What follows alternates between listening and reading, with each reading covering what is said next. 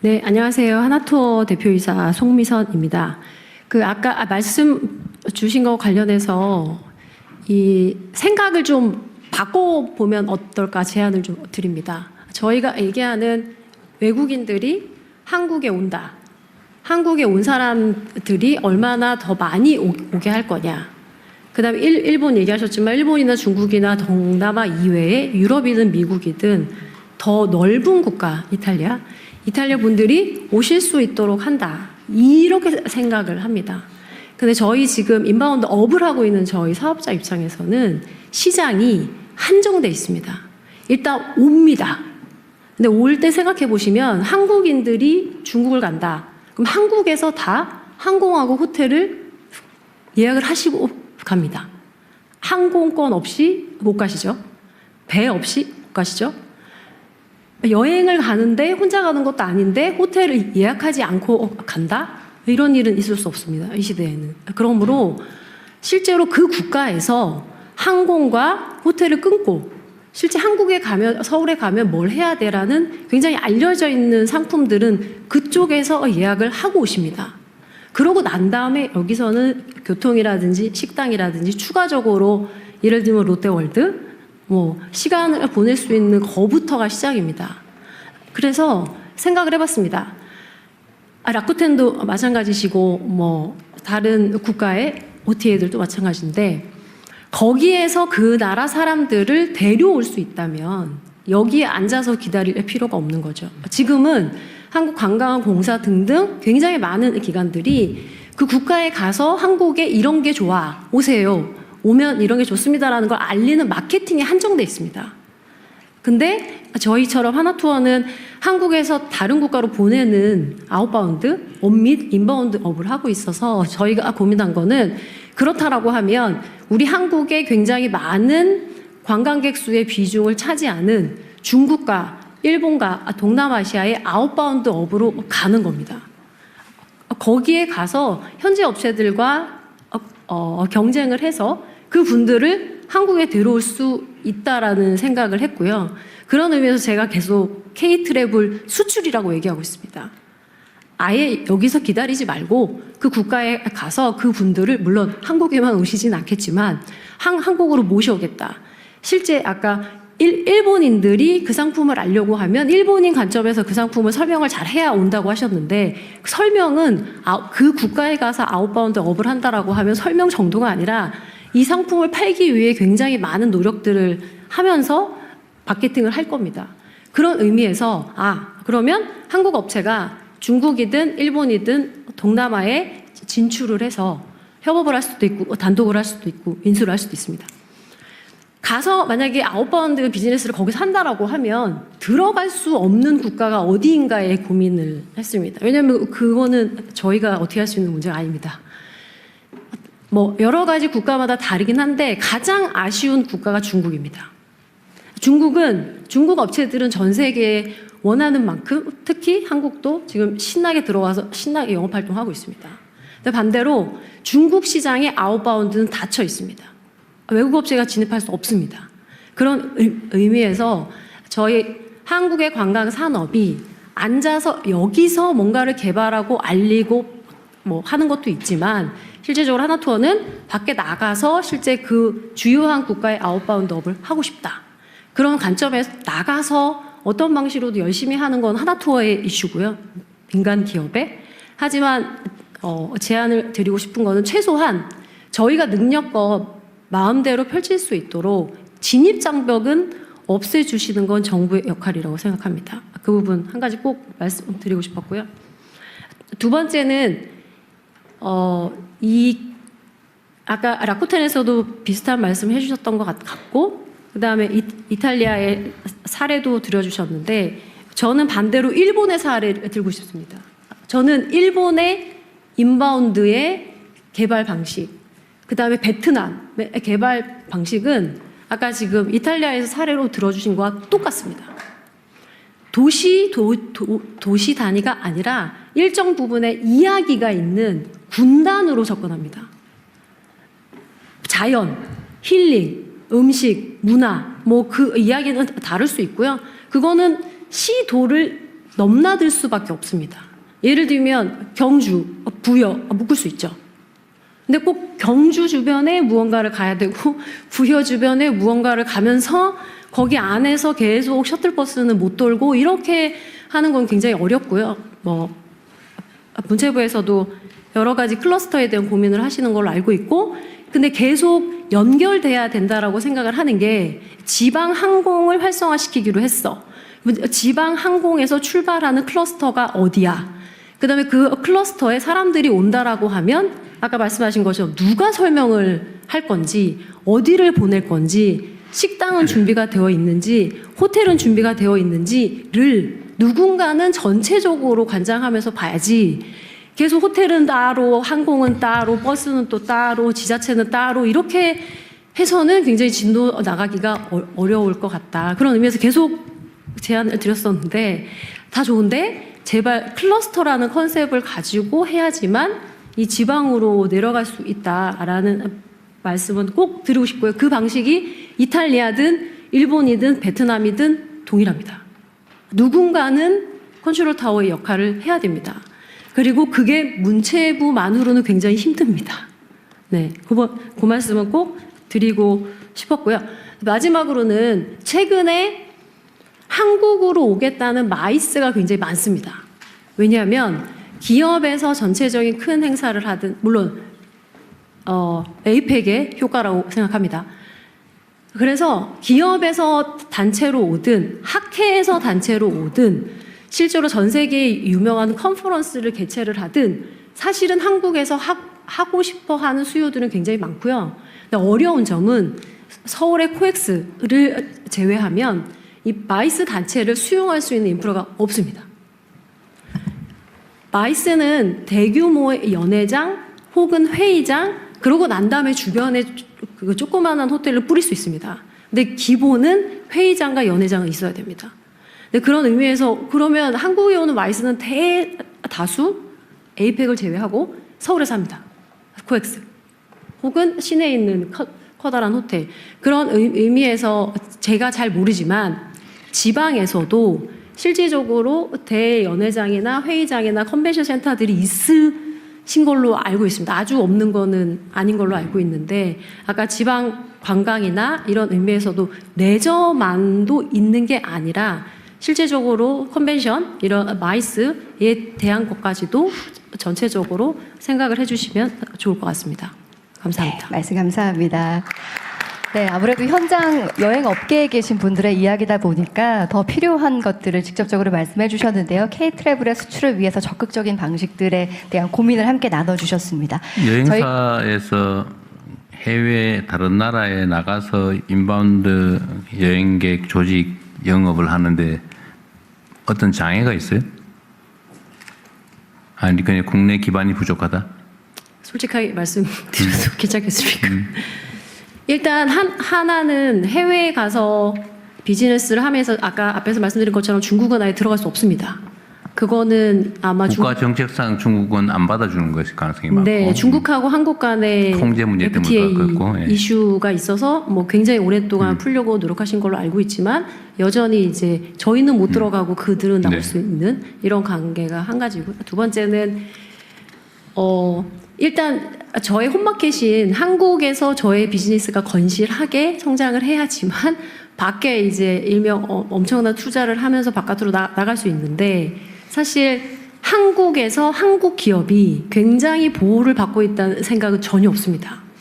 실제로 반대로 뭐 표시 광고법, 제가 하면 세트 얘기 들으시는데 관광진흥법, 공정거래법 여러 가지 측면에 있어서 한국 기업은 한국 기업이기 때문에 한국에서 하는 규제에 굉장히 강력하게 집행을 받습니다.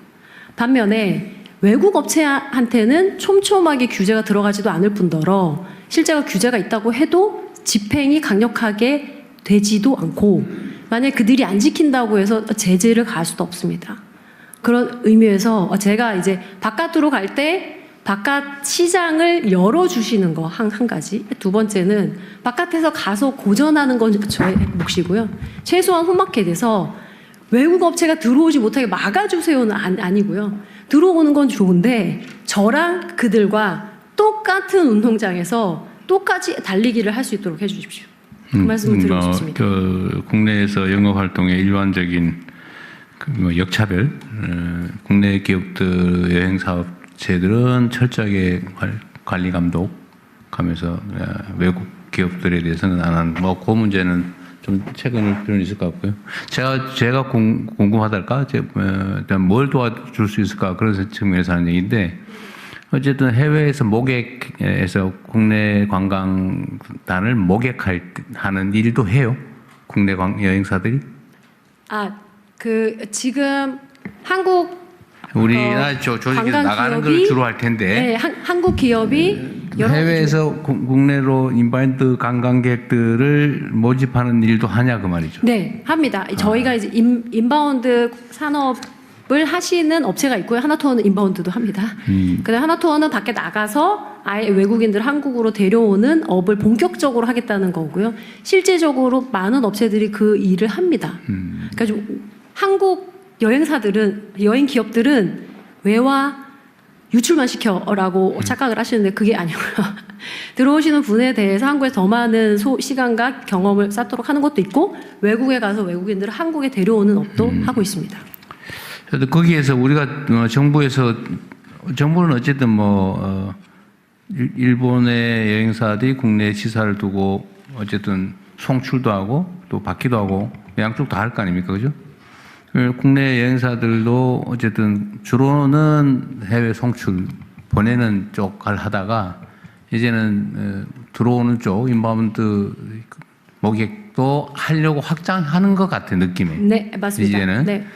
그걸 할 때 우리 이제 정부 입장에서는 기본적으로 관광객의 수를 늘리자. 이게 어쨌든 문화 수출이라고 하는 매우 큰 산업이기 때문에 우리가 이제 이 정부에서는 대대적으로 진흥하고 지원하고 육성하자 이런 입장을 가지고 있는데 정부가 뭘 하는 게 도움이 되겠냐 그 말이에요. 제 말은 아까 얘기했던 대로 해외 경쟁을 할 수 있게 중국 시장을 열어달라 그런 것 그거 아까 얘기 들은 것 같고 또 외국 기업들하고의 경쟁에서 불이익을 받지 않게 해달라 네. 요구하고 또 어떤 게 있어요, 예를 들면 저는 솔직하게 제가 개인적으로 성남 시장을 할 때 관심 가졌던 것은 해외의 의료? 네. 의료 관광을 좀 유치해 보려고 제가 꽤 노력을 해 봤었는데 예를 들면 그런 의료 관광이든 요즘은 미용 관광도 많잖아요, 그죠? 그게 아까 보니까 매출도 상당히 높다고 하고 예를 들면 관람 관광도 있겠고, 그죠? 여러 가지 유행이 있는데 그런 것들을 늘리기 위해서 정부가 기업들에게 지원한다면 아까 얘기했던 거 말고 구체적으로 또 어떤 게 있을 수 있겠냐 그 말이죠. 다른 분한테도 함께 말씀하실 때 인바운드 구조를 조금 설명을 드려도 될까요? 아니요, 너무 그러면 다른 분들이 말할 기회가 없을 것 같아서 안 하신 분들한테 기회를 좀 어쨌든 그 감안해서 말씀을 다음에 하실 분이 좀 해주시죠. 간단하게 말씀하셔도 되겠고. 네, 저희가 주어진 시간이 굉장히 시간에 비해서 아주 주제가 간단하게 많다 보니 말씀하면 간단하게만 말씀을 좀 부탁드리겠습니다. 여러 기회를 또 드려야 하니까요. 네, 어떤 분의 이야기 한 분만 더 들어볼까요? 아니 아까 말씀하신 분 맞아 간단하게 네, 제가 네. 물어봤으니까 할까요? 하지 네, 말까요? 네, 말씀해 주세요. 간단하게. 솔직히 말씀드리면 한 가지 한국에서 해외를 가서 해외 분들을 모셔오는 작업 거기에서 아웃바운드 사업을 새로 하는 거에 관련해서 한국 정부의 지원을 생각해 본 바 없습니다. 죄송합니다. 네, 없으면 네, 됐어요. 없습니다. 네. 인바운드 구조는 1차적으로 일본이 예를 들겠습니다. 일본인을 한국으로 오게 하려고 그러면 한국에 파견돼 나가 있는 한국 여행사에서 직접 모객을 할 수가 없습니다. 구조적으로. JTB, 긴테츠, 니혼요코 예를 들어 크라브시오 이런 일본의 여행사들의 계약되어 있는 랜드 오퍼레이터들이 상품을 제안을 하고 그 상품을 받아들인 에이전트가 그 나라 국민들한테 직접적으로 영업 활동을 해서 늘려가는 구조입니다. 그래서 JTB면 한진관광, 롯데관광, 롯데 JTB 이 세 회사만 JTB하고 상품을 구성할 수 있고 제안할 수 있고 이렇게 구조가 되어 있고 긴테츠는 한나라관광 조금 생소하시겠지만 그런 오프라인 랜드 오퍼레이터들이 한국의 지방관광 상품을 예쁘게 포장하고 매력있게 포장해서 상품으로 제안을 해서 일본의 에이전트라고 하는데 그네들 뭐 JTB니 니온요코들이 채택을 해서 판매를 했을 때 인바운드가 늘어나는 겁니다. 네, 그래서 그 제안하는 단계에 있는 오프라인 여행사들과 오프라인 여행사들이 사실은 최일선에 있습니다. 저는 온라인 소속이지만 올해 인바운드를 담당한 그 경험치로 말씀을 드리는 건데 지방은 절대로 지금 현재 폭발적으로 늘어나고 있는 젊은 친구들을 일시에 지방으로 끌고 갈 수가 없습니다. 명동에서 동대문 넘어가는데 너무 시간이 오래 걸렸고 동대문에서 강남 넘어가는데 굉장히 오래 시간이 걸렸습니다. 그래서 이 일본인 인바운드를 지방으로 데려가기는 오프라인이라고 하는 세그가 빠지고서는 절대 만들어질 수 없는 시장 구조입니다. 네, 또 뭐 말씀 진행하십시오. 네, 다양한 현장의 이야기를 들을 수 있어서 참 다행스러운데요. 오늘 또 저희가 주제에 관련해서 네, 지금 시간이 그리 많지 않아서 네. 주제 뭐 제안해서 얘기하기 어려우니까 그냥 다 섞어 진행하시죠. 아, 그렇게 네, 나눠서 하기 진행할까요? 너무 좋습니다. 그럴 것 같아요. 우리가 이렇게 관광에 대한 이야기를 다 같이 모여 하기가 기회가 쉽지가 않기 때문에 그럼 오늘 의견 주시는 분들 기회를 드리도록 하겠습니다. 뭐 다양한 분야 이야기들 들을 수 있을 것 같은데요. 네, 먼저 기회 드릴까요? 네. 예, 안녕하십니까. 저는 전국의 중소형 숙박시설을 운영하고 있는 더휴식의 대표이사 김준하입니다. 저희 회사를 간략하게 말씀을 드리면 여기 계신 훌륭한 한국 방문회 위원장님이신 이부진 대표님께서 신라호텔에서 아주 우수한 한국의 숙박시설에 숙박 경험을 제공해주고 계시다고 하면 저희는 전국에 있는 23,000여 개의 일반 숙박시설에서 30-40개 정도의 객실에서 사투를 벌이고 있는 그런 기업입니다. 네. 일단 오늘 이 자리에 참석해서 발언 기회를 얻을 수 있어서 너무 영광이고요. 지금 와보니까 정말 많은 대통령님 비롯해서 많은 주무부처에서 관광산업을 활성화하기 위한 노력을 해주고 계시다고 느껴서 굉장히 뿌듯합니다. 특히 사실 제가 오늘 말씀드리려고 했던 것 중에 하나가 실제로 일반 숙박시설은 많은 정책에서 제외가 되어 있습니다. 그런데 아까 통합진흥체계를 구축하고 있다고 말씀을 주셨기 때문에 사실 그 부분에 있어서 일반 숙박시설에도 많은 혜택들이 이제는 돌아갈 수 있을 거라는 생각이 듭니다. 그런데 저희가 실제로 저희는 현장에서 많은 운영을 하고 있는 회사로서 현장에서 겪는 어려움에 대해서 좀 말씀을 드리자면 예를 들어서 관광진흥기금, 실질적으로 일반 숙박시설 같은 경우는 구조적인 인력난과 이 시설 노후화라는 이중 문제에 봉착해 있습니다. 관광호텔은 전국에 2,500에서 3,000개가 있지만 일반 숙박시설은 그거의 10배가 있고요. 실제로 지방 같은 경우는 일반 숙박시설이 대다수의 여행객들과 지방을 거점으로 하는 기업들의 비즈니스 수요를 받아줘야 하는 그런 역할을 하고 있는데요. 실제로 인력난이 너무 심각한데 얼마 전에 이나인 비자 같은 경우는 실제로 일반 음식점업과 또 관광 호텔의 일부 업에서 허용이 되었는데 여기서도 일반 숙박시설은 배제가 되어 있습니다. 사실 이 세븐 같은 특정활동 비자가 아니라 이 나인 같이 비전문 취업 비자 같은 경우는 어떤 일정 조건을 충족하는 일반 숙박시설이 있다면 훨씬 더 어려운 인력난을 겪고 있기 때문에 한번 고려를 해주실 수 있는 부분이 아닐까라는 생각이 들고요.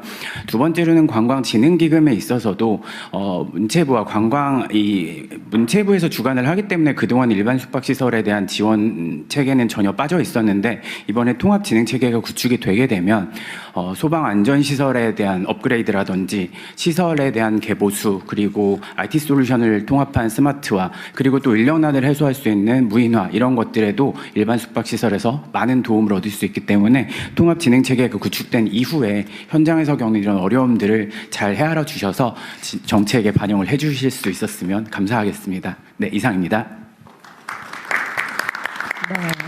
네, 한국의 여러 가지 문화를 만드는 것 중에 하나가 또 숙박업소에서 체류한 경험이 굉장히 좋은 영향을 미칠 거란 생각이 드는데요. 젊은 대표님의 말씀 잘 들었습니다. 또 다른 의견 한번 청해 드릴까요? 네, 말씀 주실까요? 안녕하십니까. 월럼시핑 코리아 대표 전세훈입니다. 저의 분야는 요즘 핫한 크루즈 분야입니다. 당사는 국내에 입항하는 크루즈 선박의 기항 및 모항 업무를 담당하고 있으며 현재 글로벌 크루즈 선사 20여 곳과 협업하고 있습니다. 앞서 해양수산부 사관님께서 산업 현황과 방향을 잘 정리해 주셨기 때문에 업계를 대표하는 입장에서 몇 가지만 덧붙여 말씀드리겠습니다. 특히 올해 예상되는 960항차는 최근 중일 관계에 따른 노선 조정과 지난 1월 대통령님 방중을 통한 외교적 성과에 힘입어 중국발 크루즈 수요가 급격히 증가한 데 따른 것입니다. 이는 2016년의 정점을 훨씬 넘어서는 수준으로 양적, 질적인 측면 모두에서 의미 있는 성장이며 향후 더 지속적인 성장 또한 기대됩니다. 이러한 성장을 이어가기 위한 첫 번째 과제는 앞서 언급하셨던 인력 확충입니다. 현 시점에서 아무리 강조해도 지나치지 않은 만큼 가장 중요한 요소입니다. 최근 일부 크루즈 선사들이 추가 기항 및 1박 2일 체류 일정 확대를 요청하였음에도 현장의 인력 부담으로 적극적인 수용이 어려운 사례가 발생하고 있습니다. 물 들어올 때 노를 저어야 한다는데 노가 많이 부족합니다. 혹은 많이 닳았습니다. 따라서 현재의 대응이 일시적 조치에 그치지 않고 지속 가능한 운영 기반으로 정착될 수 있도록 각별한 관심과 지원을 부탁드립니다. 둘째로 저는 전문성을 핵심 경쟁력으로 말씀드리고 싶습니다. 크루즈 산업은 고도의 전문성과 장기적인 전략 그리고 글로벌 네트워크가 본질적인 경쟁력입니다. 그러나 순환보직으로 인한 잦은 담당자 교체는 정책의 일관성을 약화시키고 장기간 축적된 협상력과 글로벌 네트워크를 단절을 초래할 우려가 있습니다. 따라서 모든 유관기관에서 크루즈 전문관 제도 도입 또는 장기보직 체계의 운영을 적극 검토해 주실 것을 요청드립니다. 이는 단순한 인사 운영의 문제가 아니라 대한민국 크루즈 산업의 경쟁력과 직결되는 사안입니다. 마지막으로 항만별 정책 적용 기준이 상이하여 현장에서 혼선이 발생하는 경우가 있습니다. 항만별 크루즈 정책이 보다 일관된 기준과 체계로 운영된다면 글로벌 선사들은 보다 안정적이고 예측 가능한 환경 속에서 운영할 수 있을 것입니다. 대한민국은 지금 다시 한번 크루즈 산업도에게 중요한 기회를 맞이하고 있습니다. 인력 확충, 전문성 강화, 그리고 정책의 일관성이 뒷받침된다면 우리는 아시아 최고의 크루즈 허브로 충분히 도약할 수 있을 것입니다. 감사합니다. 네. 하늘길 못지않게 중요한 그 바닷길에